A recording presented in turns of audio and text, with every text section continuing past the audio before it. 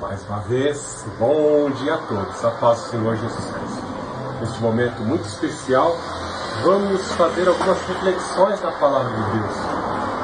A minha palavra, a palavra que o Senhor me concede, como porta-voz da sua palavra, ela é muito espontânea e é muito importante você ficar atento no que o Senhor vai falar.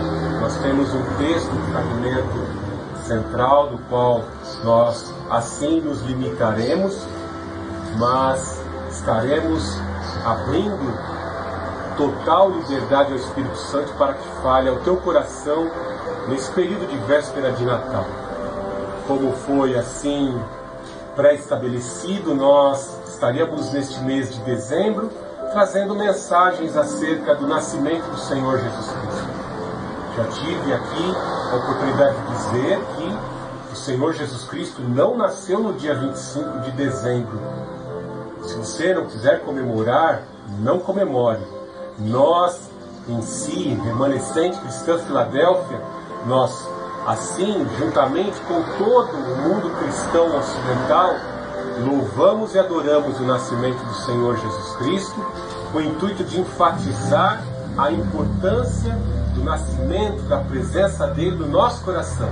Assim como Maria se alegrou em conceder o seu corpo à disposição do propósito do Deus Altíssimo, assim nós, agora como nascituros em Cristo Jesus, nós vamos estar propagando, colocando à disposição os nossos corpos, os nossos sentidos, a proclamar o Reino. Amém? Nasceu um Redentor, Ele já esteve entre nós, pagou o preço dos nossos pecados e virá sim, a segunda vez para buscar aqueles que o aceitaram este Redentor. Amém? Vamos abrir nossas Bíblias do Evangelho de João. Evangelho de João, capítulo 1.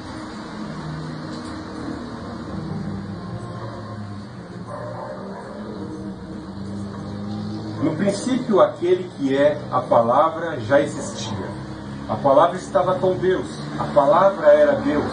Ele existia no princípio com Deus. Por meio dele criou todas as coisas. Sem ele nada foi criado. Aquele que é a palavra possuía a vida.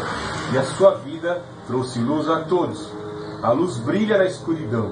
E a escuridão nunca o conseguiu apagá-la. Deus enviou um homem chamado João para falar a respeito da luz, a fim de que, por meio do seu testemunho, todos crescem. Ele não era a luz, mas veio para falar da luz. Aquele que é a verdadeira luz que ilumina a todos estava chegando ao mundo. Veio ao mundo que ele criou, mas o mundo não o reconheceu. Veio ao seu próprio povo e eles o rejeitaram. Mas a todos que creram nele e o aceitaram, ele deu o direito de se tornarem filhos de Deus. Estes não nasceram segundo a ordem natural, nem como resultado da paixão ou da vontade humana, mas nasceram de Deus. Assim, a palavra se tornou humano, carne e osso, e habitou entre nós. Ele era cheio de graça e verdade, e vimos sua glória, a glória do Filho único do Pai.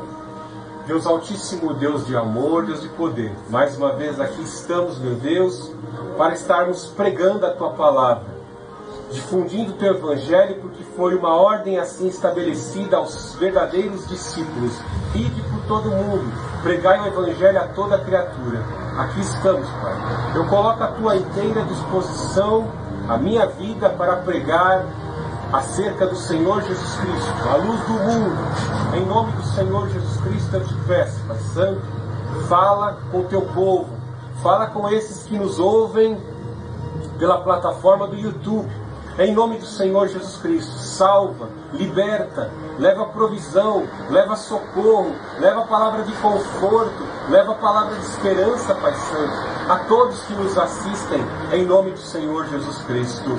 Pelo poder do Espírito que ressuscitou o Senhor Jesus dentre os mortos, que os espíritos contrários a esta palavra, os espíritos imundos, sejam repelidos e afugentados agora, em nome do Todo-Poderoso, nosso Senhor e Salvador Jesus Cristo. Ó Deus Altíssimo, abençoe a todos aqueles que ouvirem essa palavra, Pai, e que eles sintam o desejo de serem súditos e servos do Rei, do Senhor Jesus Cristo, e não o rejeitem como muitos o rejeitaram em sua época, e muitos que o rejeitaram já morreram e estão separados para sempre da verdadeira luz. E assim nós glorificamos o Deus Altíssimo, o Filho do Deus Altíssimo e o Senhor Jesus, e o Santo Espírito do Deus Altíssimo. Amém.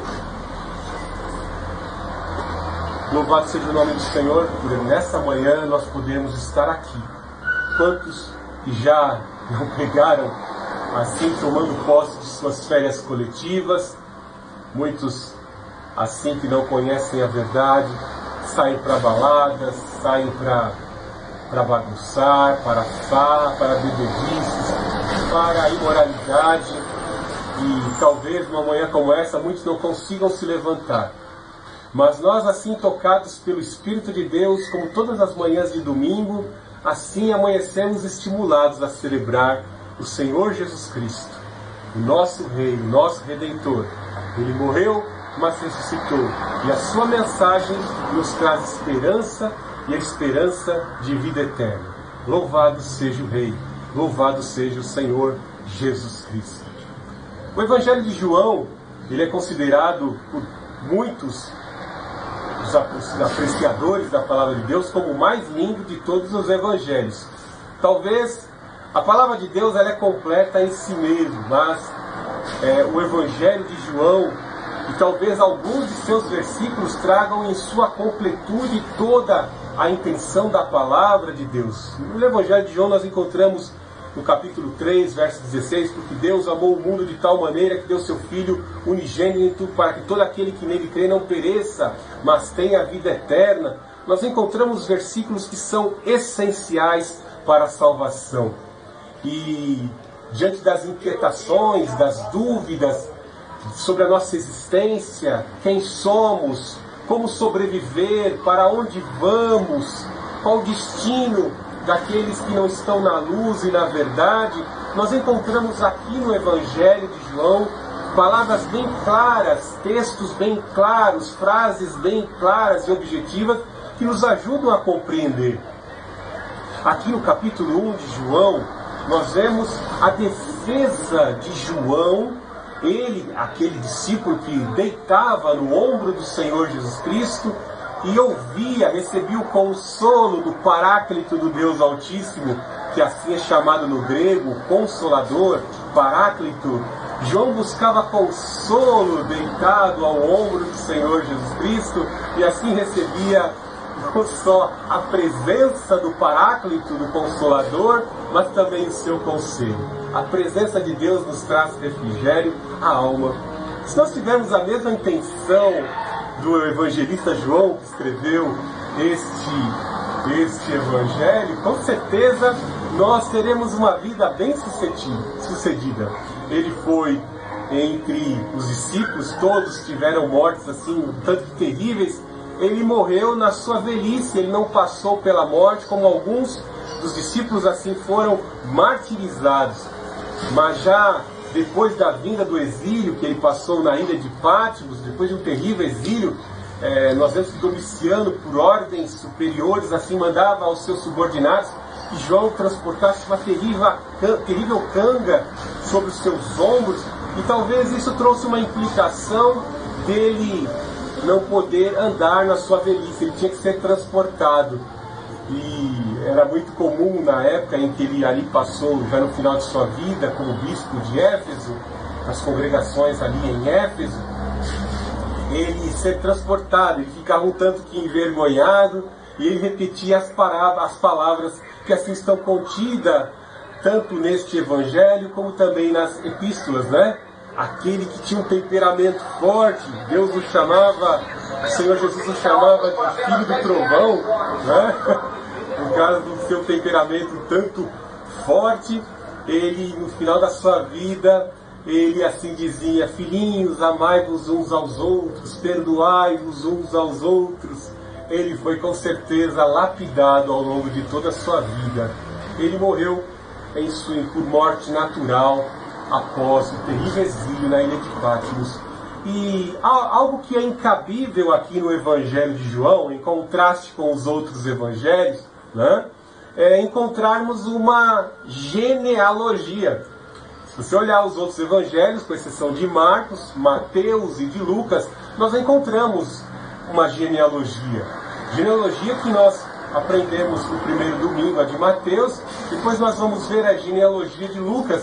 Existem mistérios, uma numerologia, o cumprimento do pacto que Deus fez com Adão, com Abraão, com Davi, o pacto que Deus fez, a promessa que Deus fez com a mulher. Nós vemos especial também, tanto na de Lucas, como também especificamente na de Lucas, o médico amado. Então existem mistérios, nós vimos alguns desses mistérios na genealogia de Mateus, né, que vimos no primeiro domingo, mostrando que o Senhor Jesus ele tinha uma linhagem real, ele tinha sangue real nas suas veias.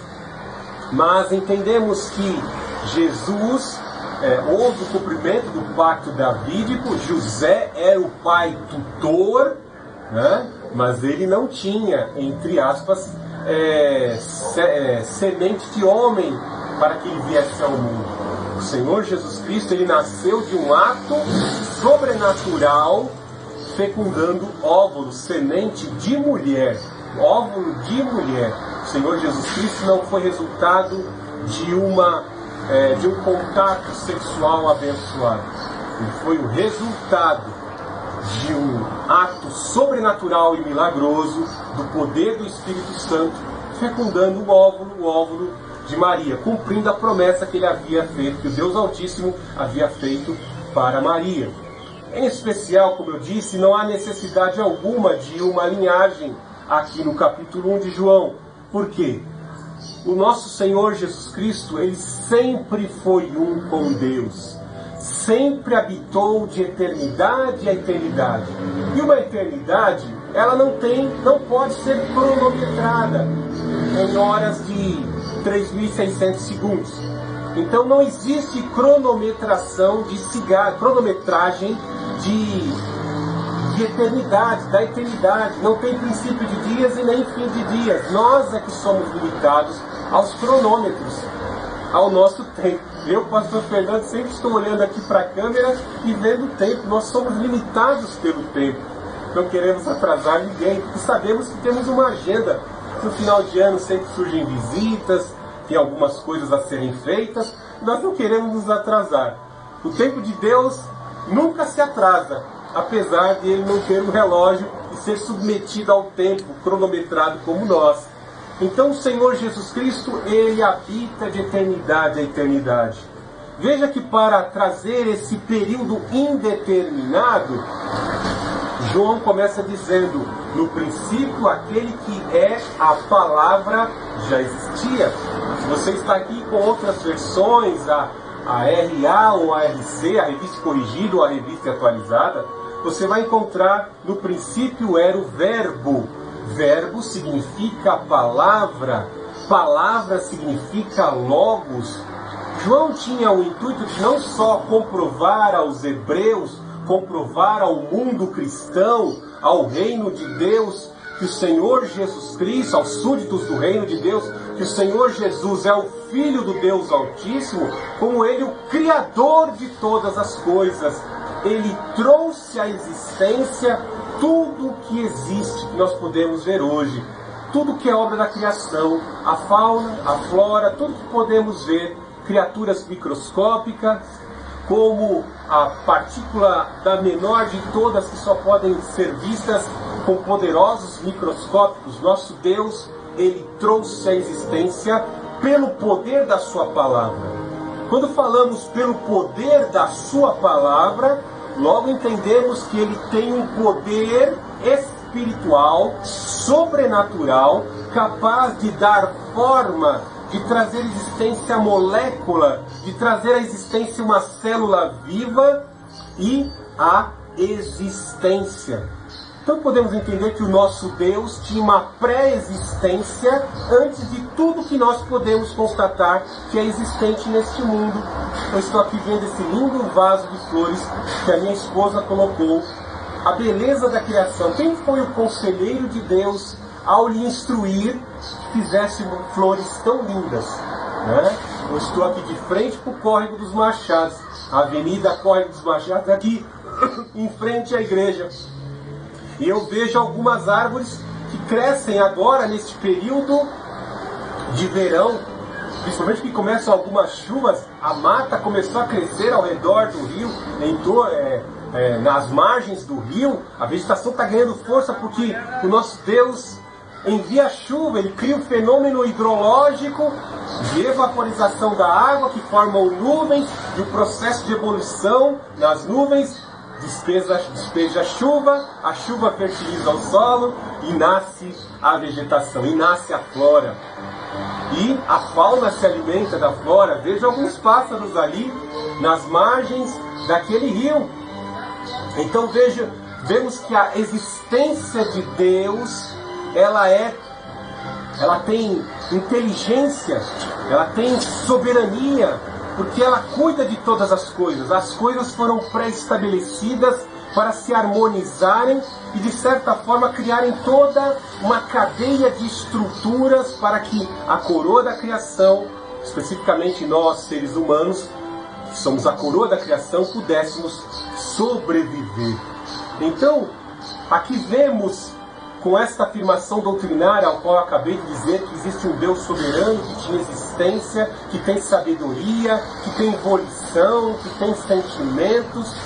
Esse Senhor Jesus, o Rei, o Filho do Deus Altíssimo, ele é este Criador.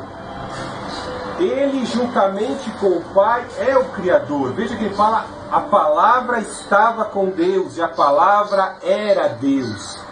Note aqui que tanto o Deus Altíssimo, El Shaddai, do Antigo Testamento, como o Senhor Jesus Cristo, assim revelado, nesse que ali adquiria a carne, estava entre eles. Ele sempre esteve com Deus. Quando fazemos a tradução do primeiro capítulo do Gênesis, nós encontramos: no princípio criou Deus os céus e a terra. Nós encontramos ali, logo no capítulo 1, a palavra Elohim. Elohim significa, em interpretação, para que chegue a uma clareza, para que seja mais claro, para assim compreendermos, ela representa o plural majestático. Duas divindades em harmonia, criando. Nós vemos: no princípio criou Deus os céus e a terra, e o Espírito de Deus se movia sobre a face das águas. Então vemos a Santíssima Trindade sendo comprovada logo no primeiro versículo da Bíblia, quando vemos o Pai, o Filho e o Espírito Santo, assim recriando uma terra que estava sem forma e vazia. Uma terra que talvez pudesse ter passado por um terrível cataclisma. Houve a criação de uma primeira terra e uma reformulação da terra, uma readequação da terra, pois a terra ficou sem forma e vazia. Então o Filho do Deus Altíssimo, esse Senhor Jesus Cristo revelado nos evangelhos, que nasceu ali num período de tempo, adquiriu forma humana, nascendo por um bebezinho, se formando no ventre de uma mulher, ele também estava presente lá na criação. Foi só num período de tempo, durante 33 anos, para efetuar o plano de salvação, para efetuar o plano de expiação dos nossos pecados, que ele adquiriu natureza humana e, assim como homem, poder apagar pelo seu sacrifício os pecados de todos os homens. Então veja que essa palavra Logos, para uma das terríveis seitas heréticas daquela época, o gnosticismo misturava preceitos da filosofia grega, preceitos do esoterismo oriental, da filosofia oriental, pois eles acreditavam em uma força imanente, numa força que se movimentava e que desprendia elos de poder, e esses elos, quando se desprendiam, assim iam formando, conforme iam se distanciando da força originadora, iam se tornando menos espirituais e mais materiais, para assim constituir a fauna e a flora. Então existia um pensamento errado com base no gnosticismo, que era um pensamento herético. O gnosticismo, eu não vou estar trabalhando a fundo isso aqui, o gnosticismo, ele é a base herética de todo o pensamento à esquerda. O comunismo, o esquerdismo, o neomarxismo, de muitas seitas neopentecostais, como Testemunhas de Jeová, a maçonaria, a cabala esotérica. Não vamos entrar dentro desses pensamentos, mas ali, quando observamos a ideologia que forma esses conceitos e estes ismos, nós vamos encontrar a raiz no gnosticismo. E um dia nós estaremos fazendo um estudo aqui no ITF e trabalhando bem a fundo como todo o esquerdismo ele nasce no gnosticismo. O gnosticismo vem do coração de Lúcifer, o primeiro que se rebelou no céu e formou o anarquismo. Amém? Então veja aqui que ele existia no princípio com Deus. Por meio dele, Deus criou todas as coisas. Veja lá em Colossenses o cumprimento disso que João está dizendo, quando Paulo, na carta aos Colossenses, nos diz assim: ele é o primogênito de toda a criação, porque por ele, por meio dele, foram criadas todas as coisas. Vemos a palavra primogênito. O gnosticismo afirmava que a primeira criatura, o primeiro elo que se formou do Deus falso, Deus Logos, era o Senhor Jesus Cristo, como o primeiro elo que se desprendeu. Errado. Isso é uma heresia terrível. O Senhor Jesus Cristo não é um elo que se desprendeu. Ele é o próprio Deus. João faz questão de enfatizar no versículo 1 que a palavra, o Logos, o Senhor Jesus estava com Deus e Ele é Deus.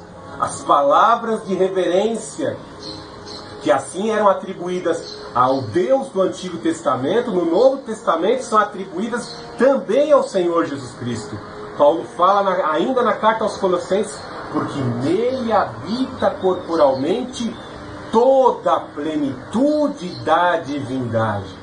Então nós podemos constatar aqui a metafísica. O que é a metafísica? É a filosofia, o campo da filosofia que estuda a origem das coisas. E quando estudamos a origem do Deus que nós servimos, ele não tem princípio de dias e nem fim de dias. Ele não foi criado como nós, que somos resultado da sua inteligência criadora. Então vemos aqui que ele criou todas as coisas. O Deus Altíssimo, juntamente com o Senhor Jesus e com o Santo Espírito, criaram tudo que nós podemos ver. A fauna e a flora, as coisas visíveis e invisíveis, até os santos anjos, como foi revelado a Jó. Onde tu estavas, homem de mente pequena, quando eu criava as estrelas? E os anjos, as ordens hierárquicas de anjos que existem nos céus, anjos, arcanjos, querubins, serafins, todos foram criados por Deus, pelo Senhor Jesus Cristo. E como diz o escritor de Hebreus, e todos os anjos do céu o adorem. Então todos os anjos foram criados pelo Senhor Jesus Cristo e têm que se submeter a Ele, como nós, servos, seres humanos, também nos submetemos a Ele, o reverenciando como Senhor Supremo. Veja no versículo 4, aquele que é a palavra possuía a vida. Lembra aquilo que eu disse logo no início? A existência que o Senhor Jesus Cristo tem em si mesmo. Ele tem existência em si mesmo, ele não depende de nada para existir.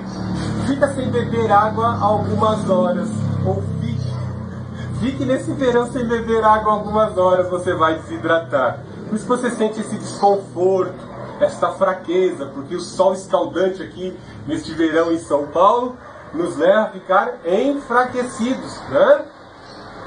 Fique sem se alimentar, fique sem escovar os dentes, fique sem tomar banho, a gente vai aguentar chegar perto de você, né? Você depende de algumas coisas para sobreviver. Você depende da alimentação, da boa hidratação, você depende de água. Você pode até ficar sem comer alguns dias, mas sem beber água isso é impossível. Você depende de algumas substâncias, você depende muitas vezes de pessoas. E no mundo hoje informatizado, como nós estamos vivendo, a dependência de outras instituições, das tecnologias e de tantos outros fatores contribuem para nós como provisão de sobrevivência e de subsistência para a nossa vida. O Senhor Jesus Cristo disse para Satanás, quando assim por ele foi provado no deserto, que nem só de pão viverá o homem, mas de toda a palavra que sai da boca de Deus. Então entendemos que a nossa sobrevivência, a nossa existência que é eterna, o nosso Deus tem existência eterna e Ele criou o homem, que é a coroa da sua criação, com existência eterna. Diante desta convicção de que temos uma existência eterna, aonde queremos passar a eternidade, é por isso que tudo que nós possamos receber nessa terra, ela é limitado, os recursos são limitados, todas as coisas dessa terra passarão, elas são efêmeras, todas as coisas são efêmeras, mas a nossa existência é eterna. E se nós não colocarmos a nossa convicção nesta existência que transcende a nossa compreensão, que é eterna, que está em Cristo Jesus o Senhor, nós teremos uma existência de condenação e de morte eterna para sempre. E aí nós começamos a entender que aquele que tem existência e vida eterna não depende de nada para existir, ele quer fornecer à nossa vida esta vida eterna. Aquilo que ele planejou, ele não criou os homens, as mulheres, as pessoas com doenças. Certa vez eu vi uma mulher encurvada, eu fui ajudar uma senhora totalmente encurvada. Quão difícil é transportar aquela mulher, como ela dependia de mim para colocá-la na maca, para colocá-la nos aparelhos para efetuar ali os exames, a radiografia e os outros exames. A dependência, né? Os seres humanos dependem de outros. E vemos a falibilidade de todos os seres humanos que nascem, se tornam jovens, amadurecem, envelhecem, são acometidos por enfermidades e morrem. As pessoas vão ter que passar pela morte. E diante desta morte que vai consumir a matéria, existe a alma que é espiritual, que tem existência eterna. E aí, se a alma, que é o nosso centro de decisões, não assentou convictamente pela fé, a crença convicta de que eu quero a existência eterna do Senhor Jesus, pois Ele venceu a morte, pois Ele ressuscitou dentre os mortos. Ele afirmou com muita fé na palavra de Deus, com base em Isaías 61, né? O Senhor Jesus Cristo sentindo, pressentindo, prevendo, o Espírito do Deus Altíssimo estava sobre Ele, o Espírito que perscrutamente de todos, Ele pressentiu ali a conspiração contra a vida dele. Ele disse: destrua esse templo e o meu Pai o refaz em 3 dias. Bem aquilo que o Senhor Jesus Cristo declarou se cumpriu em sua vida, pois aqueles que conspiravam, de certa forma, destruíram o corpo do Senhor Jesus Cristo, o maltratando, o açoitando, fincando uma coroa de espinho sobre a sua cabeça, esfacelaram suas costas com os açoites, pregaram o Senhor Jesus na cruz do Calvário. Nós vemos que Ele ressuscitou ao 3º dia após a sua crucificação. Então vemos com essas verdades que a existência eterna do Deus Altíssimo é conferida, é estendida sobre as nossas vidas como graça. Por isso que fala aqui no versículo 14, Ele era cheio de graça e verdade, e vimos sua glória, a glória do Filho único do Pai.